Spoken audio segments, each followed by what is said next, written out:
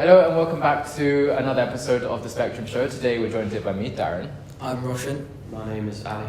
I'm Mustafa. I'm Isa. And today we're back here for season 2, supposedly, and episode 1, supposedly. We may have had a forgotten episode that we don't talk about at the start of the year. And today we'll be talking about the clown of who is Liz Truss and whether she should be sacked and if she's fit to lead our government. You know, some would say that's just a Tory problem in general, because we've never had particularly good Tory leadership, at least not in my memory. Yeah, we've had... I like David Cameron's alright. Yeah, Yeah, he's alright. We won't talk about his episodes at school where he had intercourse with a dead pig. Oh, right. What? Right, anyway. We don't need to go into We can specifics. go over that, we can go over Maybe that. you can We haven't had a good label. What's that? It's true. I mean, Yeah, I don't think we've yeah, had any a good politician. I mean, in recent memory, so Liz Truss, Boris Johnson, Yeah. Theresa May, Yeah. David Cameron. Yeah. Before that? Blair. Brown. Brown, sorry. Them, Right. them. My bad. So, That's your right. Ali, why don't you introduce us to Liz Truss? I don't know what she does. She's like, I think she won out in a vote within the Tory party. Yeah. Beating out Rishi Sunak marginally. Was it marginally? So 80,000 to 60,000, I think. So not marginally, but right now she's introduced some pretty horrendous policies. Mhm. The mini budget being probably the most highlighted one, because she's reversed it like twice now. Yeah. She reversed it. Well, she reversed it with her first sacking of Kwasi money. Yeah, and then also now she's gone back on. What was she gone back on this time? It's 45% tax cuts, 20% tax cuts. There's a couple of stuff that she can. She's basically just reversing lots of that. Yeah. I feel like it's important to kind of create a timeline of it, the whole event. So it's basically between her and Rishi for the Tory party leadership, right? And even then she's proposing kind of borrowing, which is what she did in the fiscal statement. And even then, Rishi Sunak said that it was a fairy tale to borrow yourself out of this. So, like, off the bat, her kind of economic policies they don't work, they don't really make sense. And despite all of this, Tory party members, not MPs, the members, all decide so. There was this interview on the BBC yesterday, I'm not sure if you saw it, but it was this MP, right, who's been an MP for his constituency for 17 years, and he's basically complaining about Liz Truss. He's complaining about how a lot of my friends are scared that they'll lose their constituencies, and that like she's undermined kind of the whole party, and that he was very angry at the members of the Tory party who voted for Liz Truss, because he argued that those kind of people prioritise their interests opposed to the nation's interests. When I saw that, I thought it was kind of ironic, because like, isn't the whole point of Labour the nation's interests? And it's like, now they're trying to have this narrative that they care about their nation's interests, and I just don't think they do. I mean, there was also another vote on something about fracking recently. Yeah. That Labour proposed, and a lot of Yeah. people complained that, again, people weren't really voting depending on their constituents. It was more so whatever the general, like whoever the Labour whip or the Conservative whip, whatever they're voting, people seem to just side with that. I think with that fracking dispute, I think there were even some allegations that there was physical violence or manhandling. Yeah, apparently the Tory MP was crying and manhandled, which I think that is a disgrace, because it's completely undemocratic if they're being forced into vote a certain way, Yeah. and it just signifies how Can Liz you guys Truss. give me an overview of what the fracking thing is about? I don't think the fracking, like that whole thing, holds much kind of importance. But it was just ultimately Labour proposed. It wasn't even a bill. It was just a debate about fracking, right? And maybe I'm not sure if they did it like on a kind of controversial topic to like further undermine Truss. If I was Gistam, I would have done something like that just to kind of rinse Truss a bit more. But Truss said that, or was it the party's whip said that? The party's whip are basically people, an MP from the party who make sure every kind of Conservative member votes for what I guess the PM wants to show kind of a united front. So they were like, you can't say no to what Liz Truss says, and you can't not vote, otherwise we'll sack you, right? Yeah. And Seems a bit coercive, doesn't it? yeah, but I think that's That's a problem. The idea of a whip has been Yeah. around for ages. yeah, it has. It has, but it's the fact that other MPs, such as like Jacob Rees-Mogg, he was seen to manhandle Yeah. people. Yeah. And this stuff's entirely legal, yeah?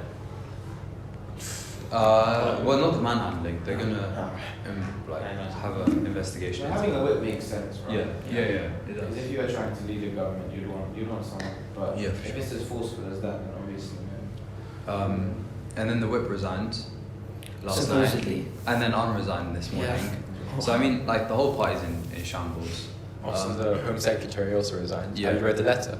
No, I haven't. Yeah. Oh yeah, it was about it was about email that. Yeah, so Suella Braverman, she resigned. I have it here, her letter. It's very passive aggressive. So earlier today, I sent a document from my personal email to a trusted parliamentary colleague as part of a policy engagement.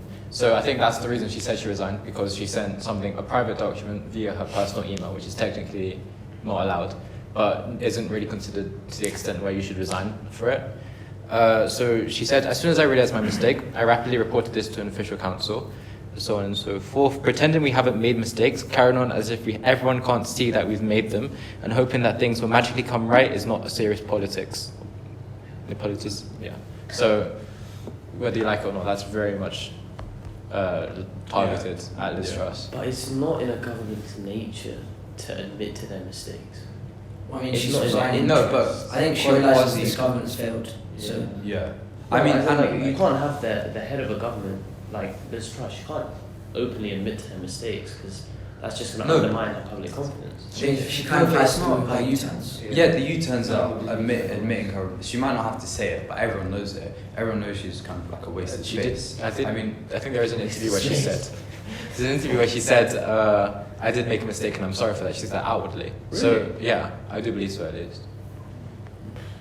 And even her power as prime minister is very limited. So a lot of people, or there's this kind of argument that Jeremy Hunt is kind of holding all the power because upon his kind of appointment at the Chancellor, he kind of reversed all the key measures, and that kind of sets this, I guess, this idea to the public that maybe he's kind of the de facto leader of the Conservative Party. So even then, again, it's like Liz Truss has only been, I think it was 0.2% of voters had kind of elected Liz Truss. So basically, as in 0.2, so say Liz Truss got, I don't know, say she got 500,000 votes in the Tory party thing, that's 0.2% of votes. Okay. It might not be 500. It was like 80,000. It was at 80,000? Okay, yeah. So even then, she's not, I actually talked about this in my politics essay, but she's not a legitimate leader, many could argue. And like, she's come into kind of this turmoil where no one's really picked her. There's like gas crises, and nothing's good for the country. So it was in many regards an impossible job. Do you not think that there could have been a better approach to it? I'm pretty sure, if you look at a complete review of her time as MP, she's been Prime Minister for like 5 weeks, 6 weeks? Yeah, something like that. So she comes into power, 2 days later the Queen dies. Basically for the next week she doesn't have a lot of political things to do. Yeah. Since then she announces her cabinet, she announces the mini budget. Yeah. I feel like the budget was the first mistake because even though it is a budget, this Kwasi Kwarteng guy, he called it a fiscal statement, and that basically meant that he refused for any kind of authority, so like Bank of England and other authorities, to kind of review it. So he's basically said, no one can criticise this, I'm not going to do interviews for X amount of time. People, and then one quote was like, people will say what they want to say, and ultimately that's their opinion. It's got nothing to do with my statement. When in reality, it has everything to do with your statement. If the markets don't take to it nicely, then it's a horrible statement. I find it interesting. No one said, "Oh, we should have voted Rishi Sunak instead," because I mean, unless I'm really wrong here, he did call a lot of the mistakes before they happened. But in terms of doing a better job, I don't think he would have done too amazing. So I think he would have found something to mess up on as well. Also, you could argue that maybe Liz Truss was voted in as a scapegoat because she was put in a harsh situation to deal with the cost of living crisis. And even if she took Rishi's advice of like lowering inflation and not focusing on growth, but then also bringing high inflation with lots of growth, it's quite a hard situation to deal with. And bear in mind, most of the MPs voted for Rishi Sunak. So the way it works in the Tory party is everyone's got an equal vote, right, for the party leader. So it's like, I could be a member, I could pay £50 to join the Tory party as a member, and an MP who's been there for 10 years, we both got the same say, the same amount of say when it comes to picking the leader. I think in the Labour Party they've changed it so voters, like just regular members, hold only a third of the kind of votes, I guess, the share of votes, and MPs maybe hold a third, I'm not sure. It's called a collegiate system, I'm not like exactly sure how it works. But the people argue that maybe if you were to just let MPs pick who the party leader would be, there'd be a better outcome, and it makes more sense. I find it interesting as well, the whole collegiate system. I think if the Tory party did that, a lot of people would have called it undemocratic. Do you know what I mean? Yeah. Well, I do think people struggle to criticise Labour sometimes. Yeah, just because it's a bit of a default to keep going at the Conservative Party. like the reason I think the Labour Party did it was because they had this system where everyone's votes were equal. It was Jeremy Corbyn's time. A ton of people joined the Labour Party to get him in, and then I'm a kind of Jeremy Corbyn fan, but there are plenty of Labour people who aren't, and so that's kind of the reason they changed it. And I feel like the Conservative party will change it. What do you think about Keir Starmer's performance yesterday at PMQs? What did he do? He got a Team of the Week card for that. I mean, he kind of has this reputation of being boring, but he's a bit exciting. Most Labour people don't like him because he's probably like the least Labour leader. He's trying to be unproblematic. Yeah, but in terms of obviously he has the power of hindsight, which Liz Truss doesn't have. But in terms of scrutinising the government, I think he put on a good show for Parliament. Yeah, maybe yesterday, but in general, I feel like he could do much more. He would really rinse it. True. But you also have to think, there's also other countries facing enormous crises with France, they have a huge energy crisis. Yeah. Or even It's pretty much all of Europe Yeah. that's in turmoil. So and also shown in Iran, there's also political protests. I mean, So- on that topic, political protests, they're happening everywhere. Yeah. They're happening in France because people want Macron out. But nobody's saying anything about that because they have bigger problems to deal with, I'm assuming. I mean, And France have had the yellow vest for ages. The yellow vest protest. The last. And then we've had that as well. Just Stop Oil. The Just Stop Oil. Even They were there like the whole night in the cold on the bridge. Did Yeah. you see the girl who threw the tomato soup? yeah. and they did one on Harrods as well. She became quite likeable after her thing. And Really? even Yeah. Barn and Southgate College, there were protests jeez. there. For Wow, the that's teachers were There's a protesting. girl who threw the thing. She did like a thing, a little speech after, saying, "Oh, we knew like it was behind glass." In my court hearing, they said we didn't damage anything. Like we knew it comes across as a bit ridiculous, but at least we got people talking about it, and we made sure that everything was planned and stuff.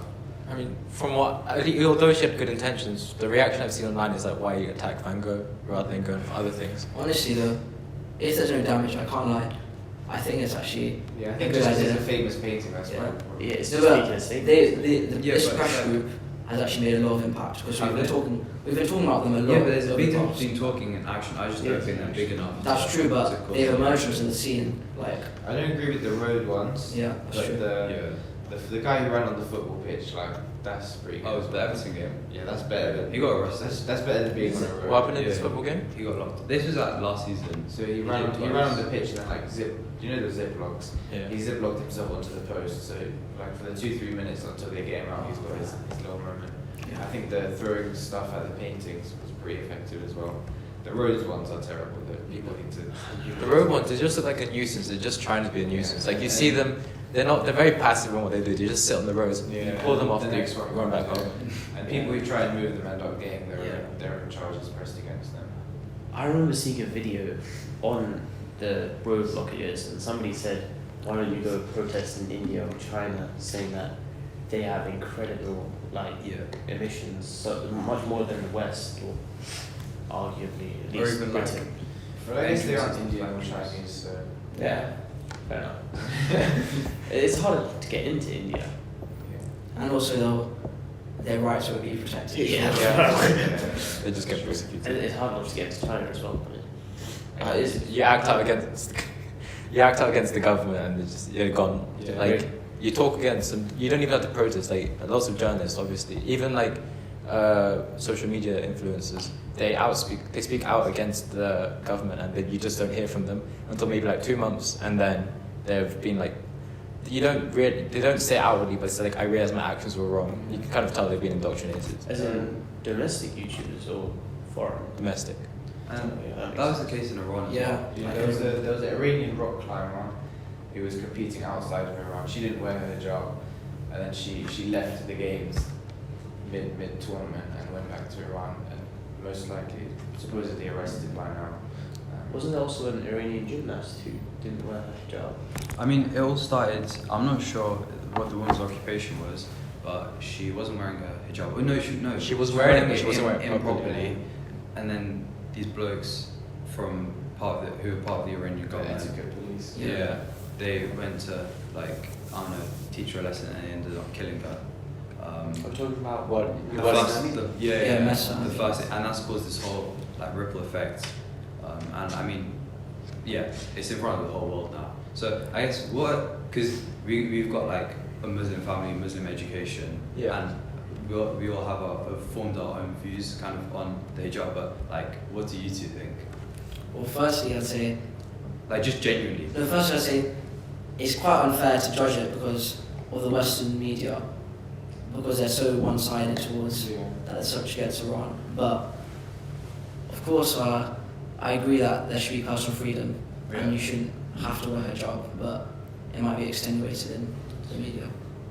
I think we were discussing this in form time, and we were looking at this image of these girls, all schoolgirls, facing a board, giving them middle finger to, I don't know, it was some Arabic question. I think it's to this government or something. I think there's a dictator right now in Iran. Yeah, probably. There's a Islamic Republic. So the Iranian Republic now is like the only republic that's maintained over time. So since like Islamic, so that's why it's still called the Islamic Republic. 'Cause it's not changed.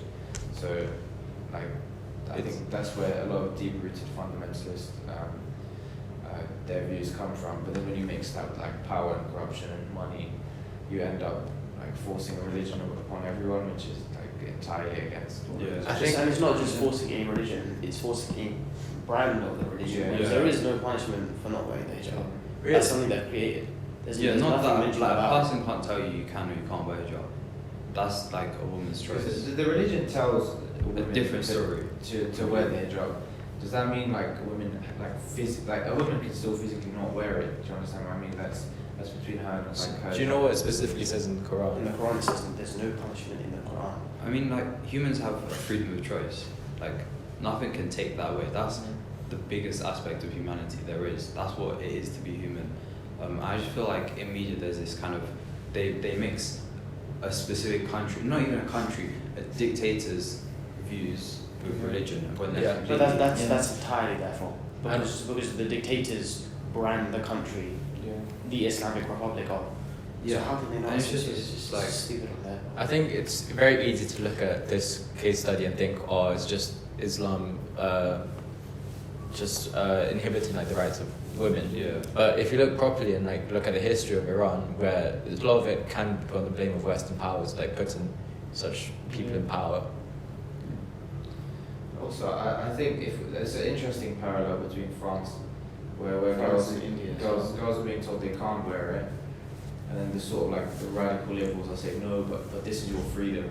And they sort of like this new wave of liberalism is in some sense doing what they're against, like telling girls this is your freedom. I mean, it's a You progression. should take the hijab off, like look what they're doing to you.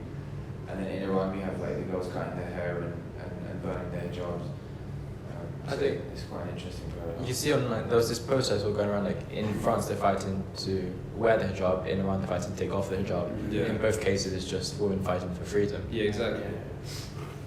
What do we think about these posts? Because you always see them going around every now and then, especially I remember during like 97% of women have been victims of sexual assault. It's That was a Just couple like all years the ago. like social media. Yeah, It's like- easy to push a rhetoric onto social media. Yeah. It spreads so Yeah. fast. But And you it's- don't need basis. I feel like you have to value it about kind of what the rhetoric achieves. I feel like maybe BLM kind of blew up because of social media, and that caused. To be honest, in the UK, did it cause any change? Did the BLM movement cause any I think also the with football. it created change. No, but that hasn't caused change. It created change also because it was during the pandemic, Yeah. where no one was doing anything.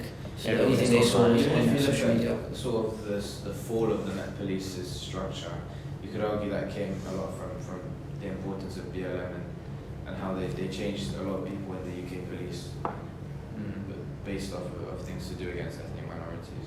So that was kind of the first big one I remember. The second one I remember was Palestine. Yeah.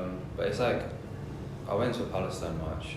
That was like, it was fun to be honest. But it's like, it hasn't achieved anything. Palestine's are free because of the social media infographic. That's regardless You'd of rather people post it than don't though, because then I think if forget. people don't make noise, then the first thing is the government can't do much if no one's making noise. But you've got to think, when has a protest ever resulted in that much change anyway? Only Yeah. with If you think, revolution. to be honest, I would disagree with you, Mustafa, because if so many people post about it, maybe not always, but there's some cases where maybe it just trivializes the That's issue. true as well. It can become a bit of a novelty after. And then, of course, performative activism, where people just post, I don't know, the black square on the Yeah. Instagram story to get. Do you remember that, Ali? Yeah. It's like one morning, everyone. Yeah. But I mean, I guess social media is good in terms of organising protests. And when you have these massive protests with like hundreds of thousands of people, then I feel like when you're there in the moment, you feel like maybe I could change something. And I guess that's a good It's thing. empowering. Yeah, this is why I sometimes find it hard to criticise Insulate Britain and Just Stop Oil, because I think you made a fair point that just posting it's not going to Yeah. do much in the Yeah. end. But then a lot of people do criticise people for going like a step ahead of posting. It's like, what else do you want them to do? Because posting is only going to be effective for a certain amount of time. These people are actually getting up, at least they're doing something, right? That they have a cause and they're standing by it. So I do find it hard to criticise that sometimes. But I feel like one big performative kind of thing, like chucking tomato soup on a painting, it's not going to achieve anything. You need like It a could be. lot of- it- so you need it- a lot potential. of people, and you need to sustain pressure on the government. Yeah, And like it's the fact that it's happening kind of It's not blocking roads, externally. it's still bringing attention, but not blocking. I mean, Because blocking of roads has damage. been a thing for years now. I know I wrote an essay about it like January 2022, and it's still been going on since. I think the next step is just formally making a political party. And Yeah, trying it's to- just that if it happens externally, Yeah. the change that can happen is like very limited. Yeah. If you work within the set parameters of society and of the government, then it's easier for you to, well, it's not easier, but it's more likely to actually end up in some actual change. It's going to be a lot more difficult because you have to set up a party, you have to somehow gain popularity, those kind of things. Yeah. It's going to be more difficult, but it's the only way that you can really affect certain important issues that are, kind of essential.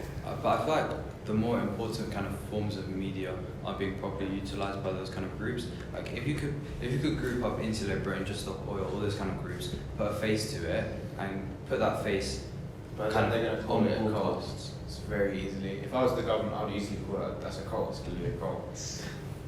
No, but you Not even get a them cult. to. I mean, they're pressure groups, they're trying to. Every coup starts with that charismatic leader who ends up rivaling the government, and then things go wrong from there. So I do think it's different. But I guess it worked for the suffragists. Suffragettes. No, suffragettes were the violent ones. Oh, I don't know. Yeah, suffragists were suffragettes. Media flankers? Or Yeah, and handcuffs. Oh, nice. And then the suffragists was Millicent Forsyth. And then you've got like with India's independence, you have Mahatma Gandhi. You have like you put faces to groups. You group everyone together. You put a face, and you can let them challenge the government. I just feel like that has the chance to get kind of more positive outcomes, opposed to like small groups. Could It's you easier also to argue get the same around. with Lenin though, and Hitler? Hitler? Yeah. Okay. Yeah, So then let me give The blueprint is quite similar. let me Yeah, give you yeah. the It's rundown of history in Russia right now, okay? So up to this point, after the 1917 revolution, the February Revolution, there's been this authority, right, where there's basically the Soviet I don't want to go into too much detail, but Lenin comes to power. He doesn't come to power yet, but he gives his ape of theses, whereas like he wants these drastic change for the government. Yeah. And he's not even taken seriously, but Yeah. eventually he comes to power. So I don't want to draw parallels where it's probably not appropriate, but surely there's something we can learn from here. No? I don't think that's appropriate because it's like it's a single issue pressure group. It's not like they're taking control of the whole government. Yeah, that's fair. That's fair. Maybe that was a bad parallel to be drawn. No, but all those kind of big things, they would have started small, didn't it? We No, don't but know like where even that stage. Hitler, it was a party, Yeah. a political party. They're not. Yeah, but before they that, had it their could have single been- issue pressure groups before that. Exactly. It builds up from there, but I'm not saying that he's going to. Yeah, but it I has don't in the think it past. And I mean like the party's rhetoric. So say just support Insular Britain, they made a party. Their main rhetoric would be to kind of improve social conditions, so like heating, gas. Then we have Extinction Rebellion as well. Yeah. Where did they go? They've fallen off. Everyone's Everyone's just- still very active. They are. Yeah. I see them post. I mean, I'm curious of your perspective, Issa, because you went to an actual, not Extinction Rebellion, but you went to the Palestine. Yeah. I also went. Both of you went? Yeah. Did I see? No, I saw Shuaib. I'm into No, Extinction Rebellion. Re- No, but he wasn't As a part of spectator. it. Do you think they're successful in what they do? No. I mean, no, you feel very good when you're there. You Like, feel it's totally- like, yeah. like all your hairs are on edge. It's like, Yeah, it's wow, building. that's It builds a feeling. Yeah, But it doesn't but result then in- it's like it's done. You go Because get you're some food and fundamentally, if I take the example of the Palestine marches, you're trying to make change for Palestine, but throughout history, Britain has allied itself with the US, and the US has allied itself with Israel. So there's like a connection there. You can't really go against that without Yeah. breaking up. Yeah, exactly. And it's it's like- just not. It doesn't work. how many people say it wasn't 100,000 people, It but was a lot of people. Even if it no, was wasn't- 100,000. but even if it was 100,000, like so, Yeah. it won't do anything realistically. Which is unfortunate, but It's the truth. it's it's what's established. Yeah.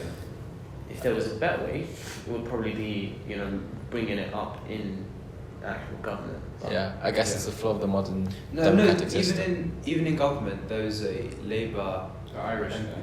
Yeah, and the Oh yeah. Zara Sultan. Zara. Yeah. Yeah, and I guess they said it in Parliament, but it's like. I don't think anything would happen because It's Liz usually Truss labelled herself Yeah. as Zionist. Oh, is it? and usually there's I mean, they all are. Usually there's speeches as well. There's like about 5 people. Yeah, yeah, in the yeah. comments, and no one's watching. So How long do you think Liz Truss has left? Or do you think she's staying? 2 weeks. No. Oh, actually, Mine no. next No. I was on the computer before, and I saw this thing where the Conservative Party said that she's going to be in power till the 31st of October.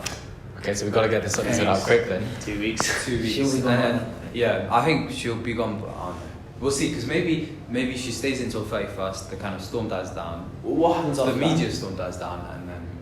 What happens after that? If she goes out of power, which looks Well, likely, but what Temporary leadership and then. Is it Penny? The I temporary agree. Penny more done. Did she resign? Yeah. No, but I assume it would need to go to another in-party kind of Yeah, membership. that- But it's like It's that's illegitimate. it's illegitimate, Yeah. exactly. Like no one's gonna respect it, regardless of whether it's even Rishi Sunak. I guess we'll see by next episode. Yeah. We'll You'll see you see, in the yeah. next episode. We will. Thank you for joining us today. I hope you enjoyed this discussion and look forward to Next week. 2 Next weeks. week, yeah. 2 weeks. 2 weeks now, sorry. Yeah. 2 weeks.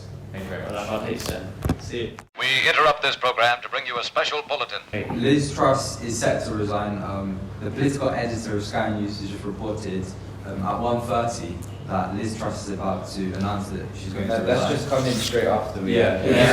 Finish at Finish 1:32, like we're the one- leaving, yeah. and then we're told she's about to resign or something. And she's giving a statement outside. Does it say what happens next?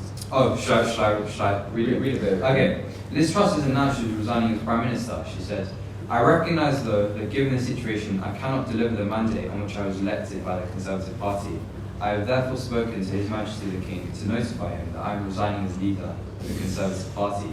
This morning I met the chairman of the 1922 committee, Sir Graham Brady, who agreed that there will be a leadership election to be completed within the next week. Another Tory one. This will ensure that we remain on a path to deliver our fiscal plans and maintain our country's economic stability and national security. I will remain as Prime Minister until successors be chosen.